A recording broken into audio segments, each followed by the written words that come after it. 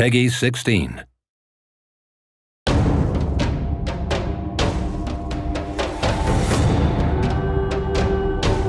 You encountered a lot of pirates in the prequel Risen, as well as in other games that we have developed, and that fitted pretty well with the dialogue style of the games and their quests, so we decided to turn it into a complete game.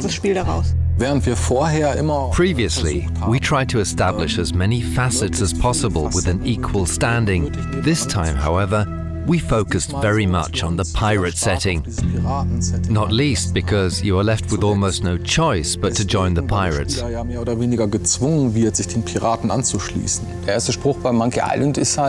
first line of Monkey Island is, "I want to be a pirate," and then you gotta go to the tavern and do piratey things, find a treasure and so on.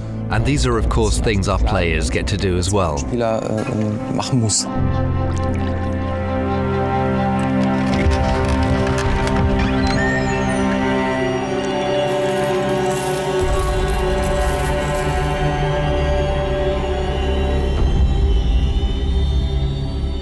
Wie man hier sehen kann, wollten wir raus aufs Meer und durch diese Schiffsreisen halt ein tropisches und exotisches Piratenspiel erzeugen. Hier haben wir die Startlocation. Hier lernt man das Spiel kennen. In einem Tutorial kannst dann am Anfang ein paar Monster plätten am Strand oder so, in der letzten Bastion der Menschheit. Fährst dann auch ziemlich schnell dann mit dem Schiff rüber zu der ersten Insel, die dann schon etwas größer ist, wo es auch zwei Lager gibt, einmal von der Inquisition und einmal hier hinten das Piratenlager. Da wird die Welt ein bisschen größer. Wenn du dich den Piraten angeschlossen hast, dann kannst du dann mit dem Schiff direkt mit den Piraten zu dieser Küstenregion auf dieser Seite dann hinreisen. Die Welt wird immer größer und von da ab hast du dann irgendwann, hier kriegst du dann dein eigenes Schiff und kannst dann auch andere Inseln dann weiter bereisen. Es lohnt sich auf jeden Fall am Ende des Spiels, im weiteren Verlauf des Spiels dann auch nochmal Locations, die man schon bespielt hat, nochmal hinzureisen, weil es da auch noch mehrere Quests gibt, noch im hinteren Bereich des Spiels. Also wir haben damals angefangen. Back then, we started with the prototypes. We just built pretty rough landscapes and walked through them, put in a few trees and various placeholders and checked out how it felt. Too big, too small. After that, the prototypes went into production and that's when the game began to take on a life of its own. Teilweise von alleine zu wachsen. In Risen 2 haben wir mehrere Inseln und There are several islands in Risen 2. In the past, we built the game landscape by hand. That's a lot of work. You have to add a lot of details and create all the paths. Little adaptations or corrections create a lot of work and effort. Therefore, we decided to implement a terrain engine, which is a first in the history of Piranha Bytes. And it paid off, because we were able to implement prototypes way faster. Prototypen als auch implementieren konnten.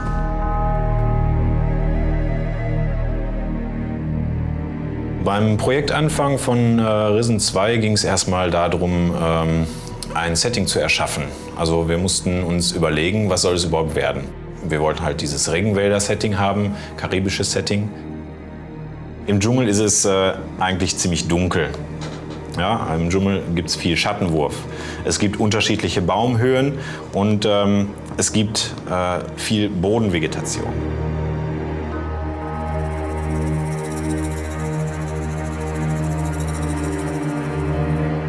Wir haben jetzt in Risen 2 uns für einen leichten Dschungel entschieden. Ja, also weniger dicke, große Bäume, sondern eher dünne, kleine und davon ganz viele.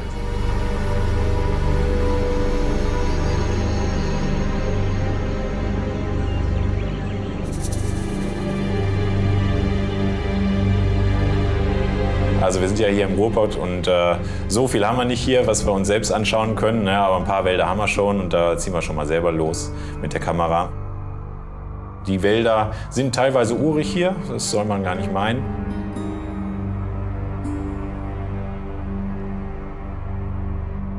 Es ist wie immer gewesen. It was the usual struggle of making it neither too big nor too small.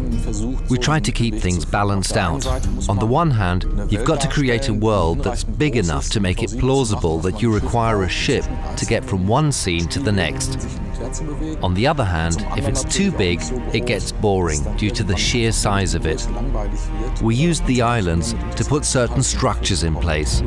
At the start, players have no ship, so they are told to go to Island A, then to Island B, and suddenly you get your ship and you can get to Island C, D, E, F, G, in whatever order you desire. We had to think about how to give each island its own unique character, so that every time you set foot on a new shore, you'll find yourself in the same situation, washed up onto an unknown island as in Risen 1. The settings and plots are set up correspondingly. Originally, we intended to have smaller locations, but a lot of them. What we've got in the end are a lot of big locations and a lot more fun exploring them. We are not able to build a camp that consists of only 5 interacting characters. There's got to be at least 20 of them, and of course each of them has at least one quest for you. As a result, the game has grown. It really became a huge world.